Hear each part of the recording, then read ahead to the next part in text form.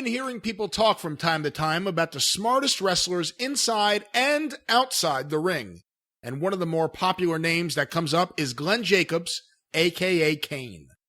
Is there anyone that comes to your mind as a highly intelligent wrestler and an individual that you've met or worked with in your illustrious career? Names that come to my mind are Mick Foley, Nick Bockwinkel, and Raven. Yes, and those would come to my mind too. And a lot of people say Raven because of the gimmick, but Scotty was apparently tested in his like Mensa level intelligence, right? Yeah. And Nick Bockwinkel was a very well-read, intelligent, articulate guy. Mick, obviously, and sometimes it would fool you sometimes that a lot of guys who have been to college and were, great college athletes, are about as dumb as a box of fucking rocks, and guys who never, finished high school in the wrestling business. But like they say, Eddie Graham, I never got to meet him, but they said he was like that. He didn't finish high school or possibly even go to high school, but he was one of the most, everybody had said that was around him. Dusty Rhodes, Kevin Sullivan, those guys said he was one of the most intelligent guys, and he learned something. He learned it, and he, got into it.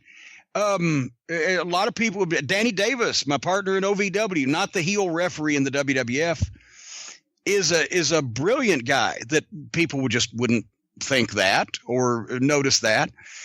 And I mean, I don't want to sit here and name a bunch of people that are geniuses that because then the people that I don't name, that I don't think of, that are smarter than them would go, what the fuck, and be mad at me.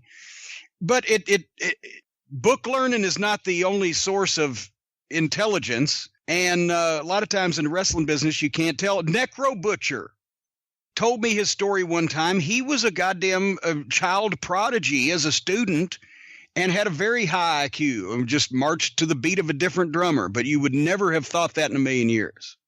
But it was true. The correct answer, Triple H. But anyway. Well, actually, there you go. There you go. He's certainly he has replaced Sweet Stan Lane as the best romancer in wrestling. He's figured it all out. He figured it all out from day one. You got to give him credit. Even if you hate him and everything he did, he had a game plan of conquering, and it all worked out according to plan. So congratulations, Triple H. You win this week here on the drive-thru. Yes, you win the no prize.